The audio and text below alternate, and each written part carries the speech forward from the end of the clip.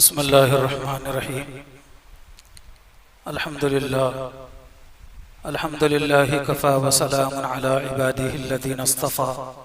अम्मा बाद फ़अऊज़ु बिल्लाहि मिनश शैतानिर रजीम। बिस्मिल्लाहिर्रहमानिर्रहीम। वल फ़ज्रि व लयालिन अश्रिन वश्शफ़अि वल वत्र वल्लैलि इज़ा यस्र। वक़ाल फ़ी मौज़िइन आख़र लन यनालल्लाह लुहूमुहा वला दिमाउहा वलाकिन यनालुहु तक़वा मिनकुम। सदक़ल्लाहुल मौलानाल अज़ीम। व कमा वरद फ़िल हदीसिस सहीह क़ाल नबी सल्लल्लाहु अलैहि वसल्लम मन वजद साअतन लिअन युज़ही फलम युज़ही फला यक़रबना मुसल्लाना। व कमा वरद फ़िल हदीस अन इब्न उमर रज़ियल्लाहु अन्हु क़ाल अक़ाम रसूलुल्लाहि सल्लल्लाहु अलैहि वसल्लम बिल मदीनतिल मुनव्वरा 10 सिनीन युज़ही औ कमा क़ाल नबी सल्लल्लाहु अलैहि वसल्लम। क़ाबिल एहतराम दीनी भाइयों और अज़ीज़ों, इस्लामी साल के 12वें माह ज़िलहिज्जा की आज 2 तारीख है और माह ज़िलहिज्जा की आज पहली जुमा है। ये महीना माह ज़िलहिज्जा बड़ा अजीम, बड़ा बाबरकत महीना है। उन 4 महीनों में से एक महीना है जिन 4 महीनों को अल्लाह तबारक व तआला ने कुरान मजीद में मोहतरम महीना करार दिया है। ज़माने जाहिलियत में भी लोग इन 4 महीनों का बड़ा एहतराम किया करते थे और अपने लड़ाई झगड़े जंगो जिहाद तक ख़त्म कर दिया करते थे और तिजारत वगैरह करके कुछ कमा लिया करते थे। कुरान मजीद में मौजूद है, अल्लाह पाक फरमाते हैं मिन्हा अर्बअतुन हुरुम कि उन 12 महीनों में से 4 महीने बड़े काबिल एहतराम हैं। वो 4 महीने, एक तो रजब का महीना है, दूसरा ज़िक़ादा का महीना है, तीसरा ये ज़िलहिज्जा का महीना है और चौथा मुहर्रम का महीना है। अल्लाह तबारक व तआला ने बाज़ महीनों को बाज़ महीनों पर फ़ौक़ियत और फजीलत अता फरमाई है, बाज़ दिनों को बाज़ दिनों पर फजीलत अता फरमाई है, बाज़ रातों को बाज़ रातों पर फजीलत अता फरमाई है। जैसे कि रमज़ान अल मुबारक का महीना जिसे ईमान वालों के लिए नेकियों के सीजन का महीना कहा गया है। रमज़ान में भी आखिर अशरे को ख़ास अहमियत दी गई है। आखिर अशरे में भी ताक़रातों को और ज़्यादा फजीलत अता की गई है। इसी तरीके से ये माह ज़िलहिज्जा का पहला अशरा और पहले अशरे के 10 रातें, इसे भी इस्लाम के अंदर बड़ी अहमियत, बड़ी फजीलत दी गई है। पैगंबर इस्लाम सल्लल्लाहु अलैहि वसल्लम ने माह ज़िलहिज्जा के इन पहले अशरे के 10 दिनों 10 रातों की बड़ी फजीलत और बड़ी अहमियत बतलाई है। कुरान मजीद के सूरतुल फज्र में अल्लाह तबारक व तआला ने माह ज़िलहिज्जा के पहले शुरू के 10 रातों की कसम खाई है। वल फज्र व लयालिन अश्र, 10 रातों की कसम खाई है। चुनांचे अकाबिरीन व असलाफ, बुजुर्गान दीन का खास एहतमाम हुआ करता था कि माह ज़िलहिज्जा के शुरू के 10 दिनों 10 रातों में खूब कसरत के साथ में इबादत किया करते और दुआओं का बड़ा एहतमाम किया करते थे। अल्लाह तबारक व तआला ने ये मुबारक दिन और ये मुबारक रातें और शब हमें अता फरमाई हैं, तो हमें भी चाहिए कि इन रातों में खास तौर पर कुछ ना कुछ वक्त इबादत में, जिक्र अज़कार में, तिलावत में, दुआओं में गुजारना चाहिए। पूरी रात अगर गुजरती है तो बहुत अच्छी बात है। पूरी रात अगर इबादत नहीं गुजर सकती, दिन भर के मसरूफियात की वजह थके हुए हैं, तो कुछ ना कुछ वक्त बहरहाल रात का इबादत में गुजारा जाए। ये बात सुनकर आपको हैरत होगी, नबी करीम सल्लल्लाहु अलैहि वसल्लम फरमाते हैं कि माह जिलहिज्जा के शुरू के 10 दिनों में से किसी एक दिन का रोजा 1 साल के रोजों के बराबर अजर सवाब रखता है।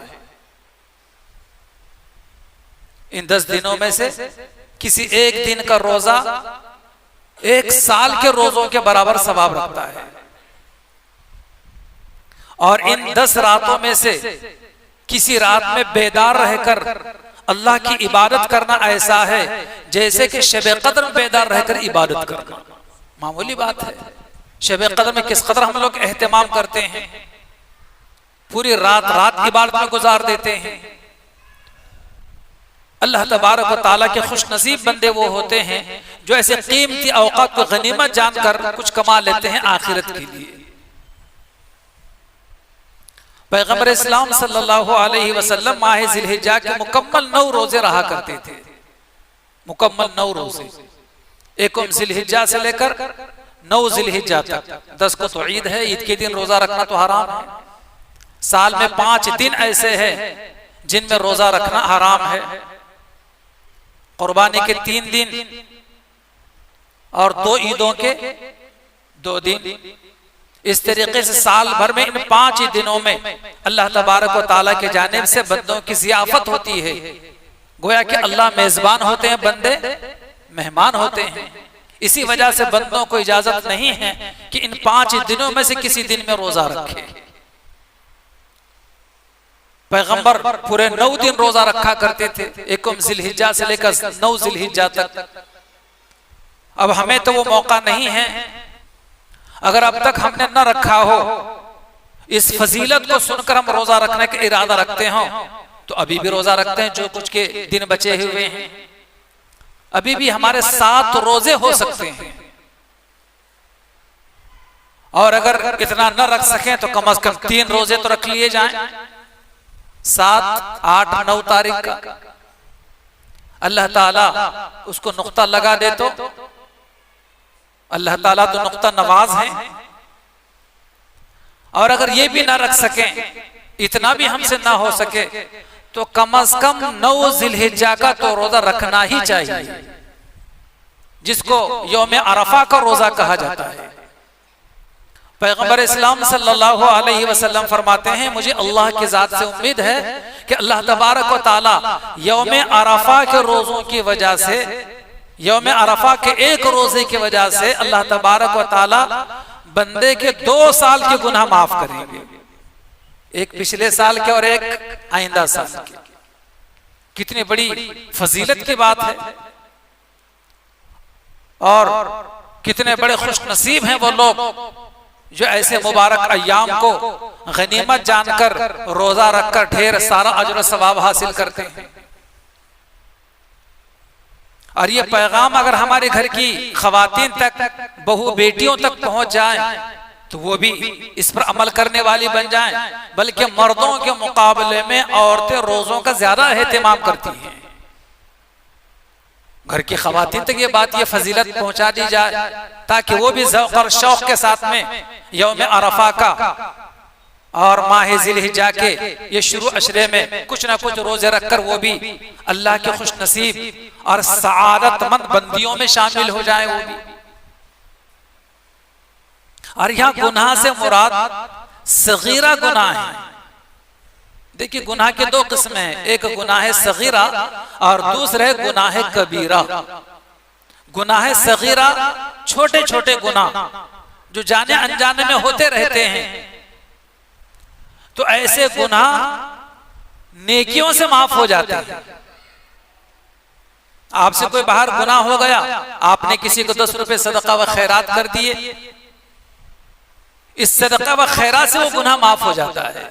आपने वुजू किया, बहुत सारे गुनाह तो वुजू में धुल जाते हैं।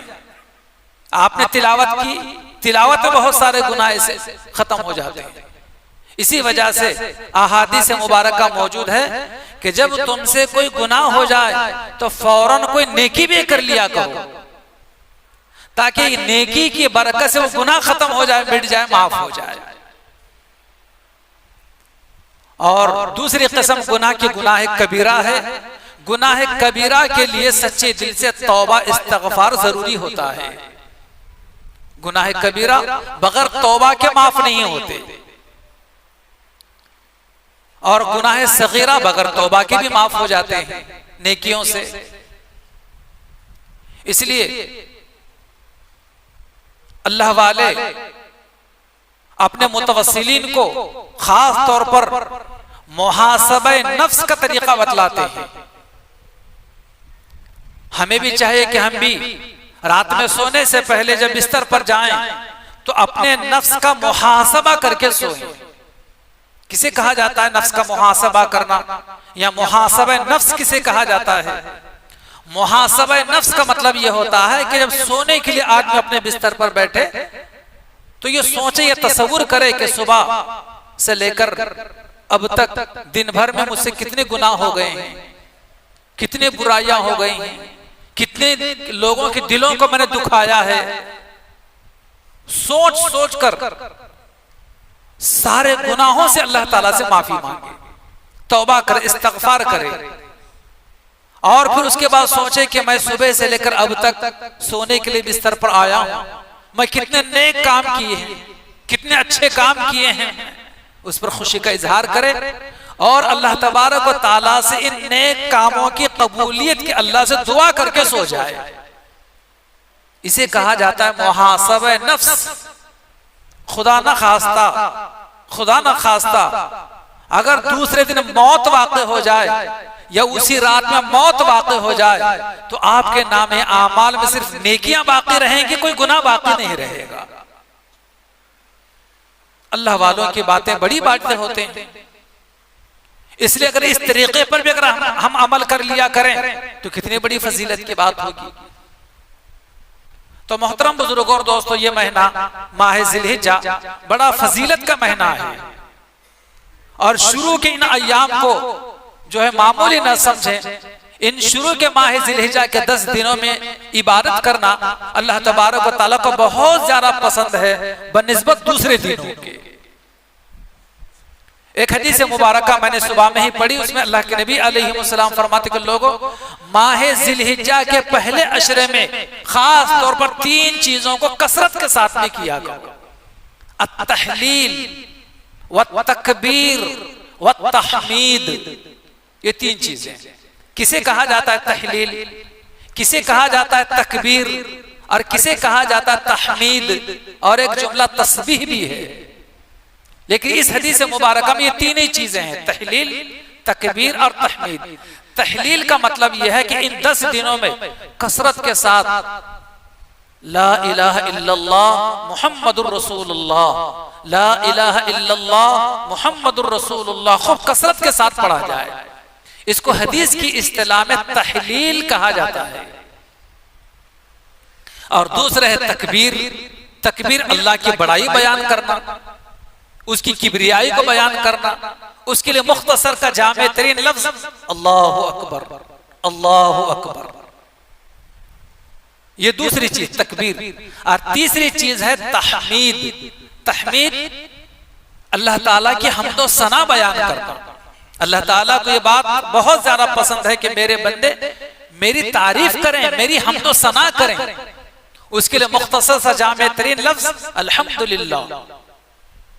और तीनों को अगर मिला लिया जाए, ला इलाहा इल्लल्लाह वल्लाहु अकबर वलिल्लाहिल हम्द,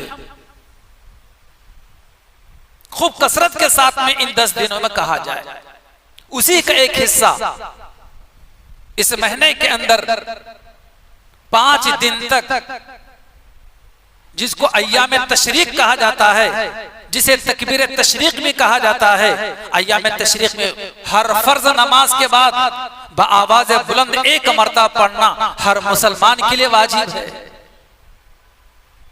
हर मुसलमान को भी चाहिए कि इन 10 दिनों में बाजमात नमाज पढ़ने का एहतमाम करे, ताकि जमात के साथ मुझे ये तकबीर पढ़ना भी मुझे नसीब हो जाए। न जाने इतने सारे मुसल्लियों में कौन अल्लाह का नेक मकबूल बंदा हो जिसके तूफे में मेरी भी तकबीर कबूल हो जाए। अगरचे के किसी की जमात छूट गई हो, कोई अकेले में नमाज पढ़ रहा हो या कोई अपने घर में नमाज पढ़ रहा हो, हर नमाज पढ़ने वाले के लिए एक मर्तबा तकबीर कहना वाजिब है, लेकिन नफिल सुन्नत नहीं। हर फर्ज नमाज का सलाम फेरने के बाद एक मर्तबा बाआवाज़ बुलंद तकबीर कहना वाजिब है। कब से कब तक कहा जाएगा? ये माहे जिलहिज्जा की 9 तारीख की फजर से 13 जिलहिज्जा की असर तक कुल ये 23 नमाजें हो जाती हैं। इन 5 दिनों में कुल ये 23 नमाजें हो जाती हैं। इन 23 नमाजों में हर फर्ज नमाज का सलाम फेरते साथ ही बाआवाज़ बुलंद एक मर्तबा तकबीर तशरीक कहा जाए। किसे कहा जाता है तकबीर तशरीक? अल्लाहु अकबर, अल्लाहु अकबर, ला इलाहा इल्लल्लाह, अल्लाहु अकबर वलिल्लाहिल हम्द, एक मर्तबा कहना है। अगर खुदा ना खास्ता हम में से किसी की जमात छूट जाए, अकेले में नमाज पढ़ रहे हो या किसी का रकात चली जाए, तो अपनी छूटी हुई रकात मुकम्मल कर लेने के बाद भी उसे पढ़ना है। पूरी मुकम्मल जमात ही छूट गई, हम बाद में आकर नमाज पढ़ रहे हैं, फिर भी इस तकबीर को कहना है। हत्ता के मर्दों के अलावा औरतों को भी कहना है। बाज मर्द समझे कि सिर्फ हमारे लिए है, नहीं, ये तकबीर औरतों के लिए भी है। शर्त यह है कि औरतें अपनी आवाज को बुलंद न करें, मर्द अपनी आवाज को बुलंद करें। इसलिए बात ये पैगाम तकबीर तशरीक का अय्याम तशरीक में पढ़ने का अपने घर की खवातीन को भी बतला दें, उन्हें भी बतला दें। आने वाली जुमा की फजर की नमाज से लेकर मंगल के दिन असर की नमाज तक, ये 5 दिन तक हर फर्ज नमाज के बाद एक मर्तबा कहना है। ये असल में तकबीर 3 अजीम शख्सियत का मिला जुला कलाम है। याद कीजिए उस अजीम वाक़े को जिसको कुरान मजीद ने बड़ी तफसील के साथ बयान फरमाया है कि हजरत इब्राहिम अलैहिस्सलाम अलैहिस्सलाम, देखिए इंसानियत की हिदायत के लिए अल्लाह तबारक व तआला की जानिब से 1 लाख से ज्यादा पैगंबर दुनिया में आए। 1.5 लाख के करीब की रिवायत मौजूद हैं, लेकिन कुरान मजीद में सिर्फ 25 से 26 पैगंबरों का जिक्र और नाम आया है। इससे ज्यादा पैगंबरों का नाम कुरान में नहीं, 25 से 26। तो इब्राहिम अलैहिस्सलाम कितने जलील कद्र पैगंबर हैं। याद कीजिए उस वाक़े को कि इब्राहिम अलैहिस्सलाम अल्लाह के हुक्म से अपने बेटे की कुर्बानी देने के लिए तैयार हैं। अपने बेटे के कपड़े उतार चुके हैं। बेटा कह रहा है कि अब्बा जान मेरे कपड़ों को उतार लीजिए, खून आलूद अगर मेरे कपड़े हो जाएंगे तो आपको ज्यादा सदमा होगा, और ये कपड़े ले जाकर मेरी माँ को दे दीजिए। और अब्बा हुजूर आप अपने आंखों पर पट्टी बांध लीजिए, कहीं ऐसा ना हो कि मुझे कुर्बान करते हुए शफकत पिदरी गालिब ना आ जाए और कहीं मुझे जुबा करना छोड़ ना दें आप।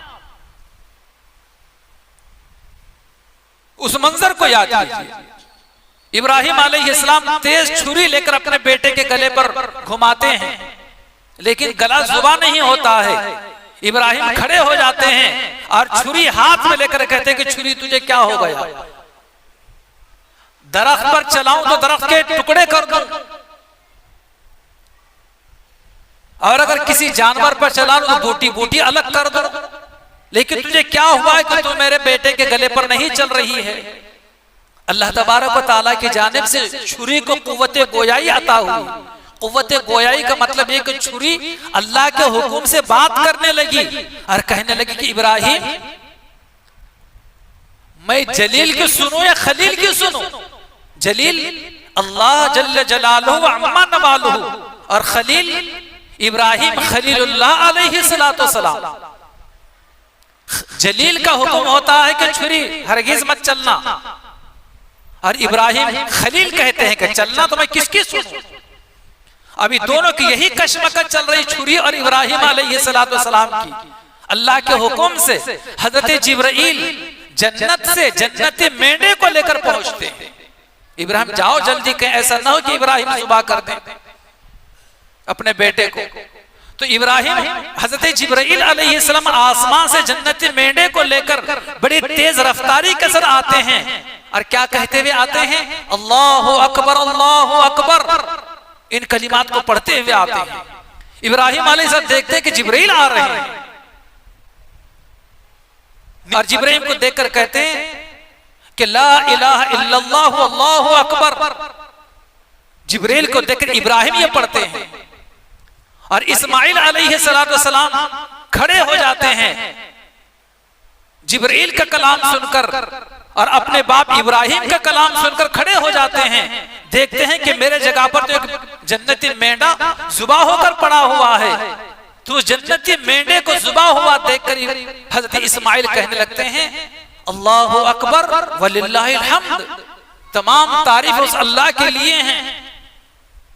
तो ये कलाम हजरत जिब्रील का, हजरत इब्राहिम का, हजरत इस्माइल का अल्लाह तबारक व तआला कितना पसंद आया कि रहती दुनिया तक के मुसलमानों को 5 दिन तक हर फर्ज नमाज का सलाम फेरने के बाद एक मर्तबा बाआवाज बुलंद कहना वाजिब करार दिया गया।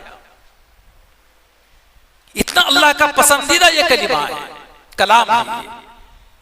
इसलिए हम भी पढ़ें और अपने घर की खवातीन बहू बेटियों को भी पढ़ने की तालीम और तलकीन करें। मोहतरम बुजुर्गों और दोस्तों, हजरत इब्राहिम अलैहिस्सलाम अल्लाह के बड़े पैगंबर हैं। उनकी औलाद में हजारों पैगंबर दुनिया में तशरीफ लाए हैं जिनको अंबियाए बनी इसराइल कहा जाता है। कितना ऊंचा मकाम है। हजरत सहाबा ने पूछा था नबी करीम सल्लल्लाहु अलैहि वसल्लम से कि या रसूल अल्लाह, इतनी बड़ी तादाद में जो कुर्बानी की जाती है ये क्या है असल में? अल्लाह के नबी ने जवाब दिया था हिया सुन्नत अबीकुम इब्राहिम, ये तुम्हारे बाप इब्राहिम अलैहिस्सलाम की सुन्नत है। लेकिन बहरहाल कुर्बानी के दिनों के अंदर कुर्बानी करना ऐसा मुकद्दस, ऐसा बाबरकत, ऐसा सवाब का अमल है कि इससे बढ़कर कोई और अजर सवाब का काम नहीं है। तो जिन दिनों में जो अमल अल्लाह को ज्यादा पसंद हो उस अमल को उतना ही ज्यादा करना चाहिए। हर जमाने के अंदर मालदार लोगों ने अपनी तरफ से, हुजूर के तरफ से, सहाबा के तरफ से, अज़वाज मुतहरात के तरफ से, खुलफा राशिदीन के तरफ से, अइम्मा अरबआ के तरफ से, अपने मरहूमीन के तरफ से हर जमाने में कुर्बानी की है।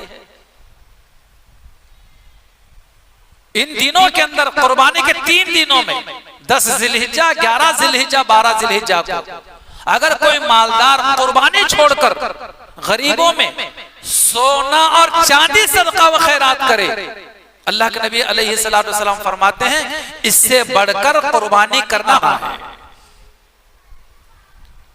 किसी गरीब को 1-1 तोला चांदी और 1-1 तोला सोना कोई सदका कर दे कोई मालदार आदमी, हालांकि 1 तोला सोना 1 लाख रुपए के करीब करीब है और 1 तोला चांदी 1000 रुपए के करीब करीब है। कई जानवर इसमें आ जा सकते हैं, लेकिन शरीयत मुस्तफा में उस दिन इन सोना चांदी के मुकाबले में खून बहाना पसंदीदा है।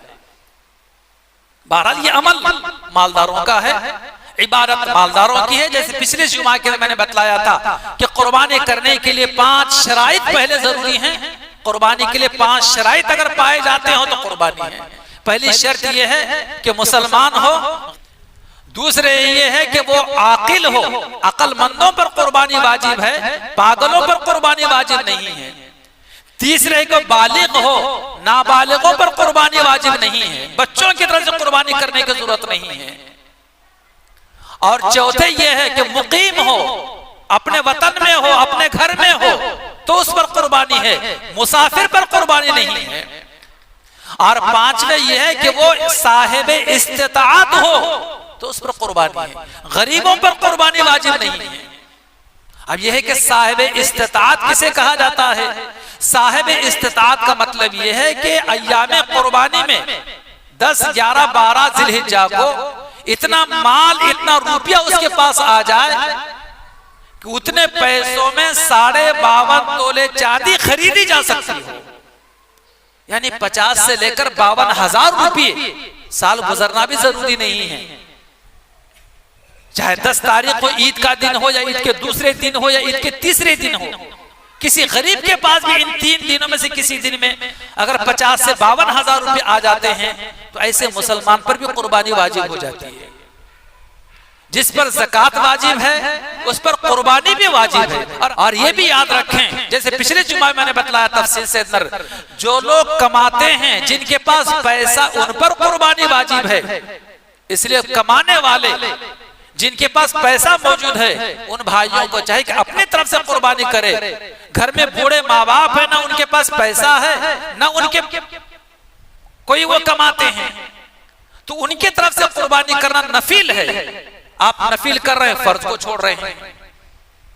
उनकी तो कुर्बानी हो जाएगी, लेकिन आप पर जो वाजिब है, जो असल जिम्मेदारी आपकी है कुर्बानी करे की, वो आप पीछे रह रहे हैं। अभी सुबह में एक साहब का फोन आया था कि मौलवी साहब मैं कुर्बानी करना चाह रहा हूं और अब तक मैंने कुर्बानी नहीं की, और मैं चाह रहा हूं कि इस मर्तबा मैं अपने माँ के नाम से कुर्बानी करना चाह रहा हूं, लेकिन मेरे अम्मी का कहना कि बेटे नहीं, तू कर, तेरी तरफ से कुर्बानी, मेरे नाम से क्या जरूरत है, तो मुझे क्या करना चाहिए। मैंने उन्हें जवाब दिया कि तुम्हारी वालिदा, तुम्हारे अम्मी जान सही कहते हैं, तुम्हारे माँ के पास कुछ भी नहीं है, कुर्बानी उन पर वाजिब नहीं है। तुम कमाते हो, तुम्हारे पास पैसा मौजूद, तुम अपनी तरफ से कुर्बानी करो। हाँ, और ज्यादा गुंजाइश अगर है तो ठीक है, माँ की तरफ से भी करो। तो जैसे मर्दों पर कुर्बानी वाजिब है, इसी तरीके से औरतों पर भी कुर्बानी वाजिब है।